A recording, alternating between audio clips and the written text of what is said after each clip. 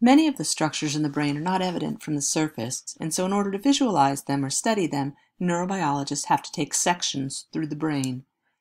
These sections can literally be sections in which a neuroanatomist removes a brain from an animal and then slices it.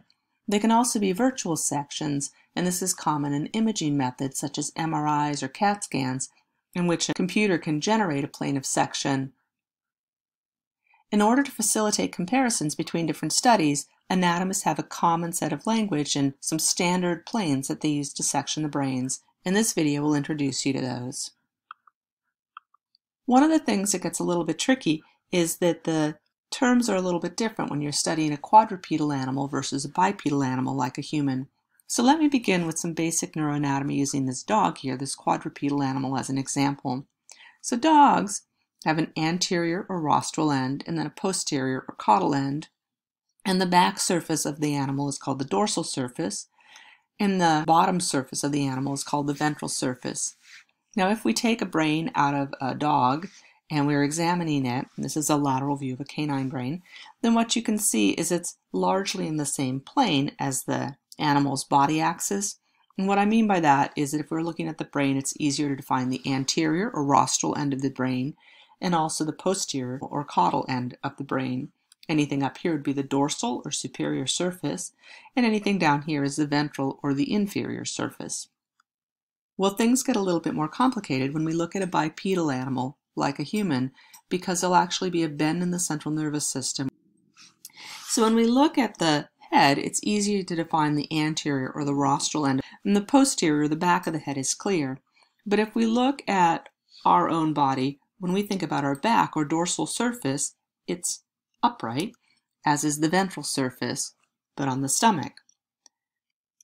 The caudal, or the tail end of the animal, will lie down here. When we go and we look at the brain, this point of flexion where we switch from having an upright configuration to having one where the eyes are facing forward is reflected with a bend in the brain itself. Let me try to explain this. So there is this anterior and posterior axis that we see when we're looking at the forebrain and at the midbrain. Anything up here is called the superior surface, and anything down here would be the inferior surface. The dorsal surface is here, and this is considered ventral. But if we're looking at the brainstem, the pons, the medulla, or the spinal cord, then we have to think about a second axis, and that'll be this axis that's running up and down, where here the dorsal or the posterior surface is on the back, and the ventral or the anterior surface is on the front. The rostral end will be up here at the top. The caudal end will be down here. So what this means is that you need to know what part of the brain you're looking at when you see a term like anterior or dorsal, because it will be different if you're looking at the forebrain from the hindbrain.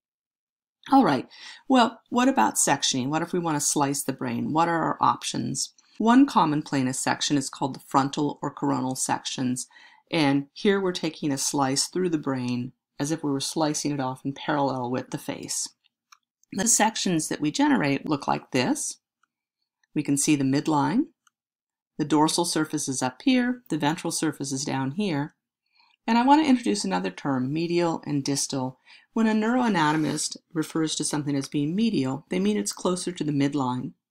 And when they say it's distal, they mean it's further from the midline.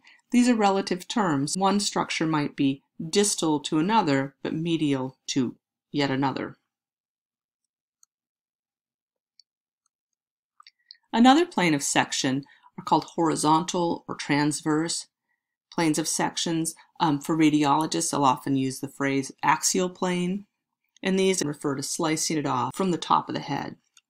The type of section that we get here looks like this. Again, we can see the midline, and here's the anterior or the rostral end. Back here is the posterior or the caudal end, and we can see the medial and the distal directions. The last type of section I want to talk about are called sagittal sections.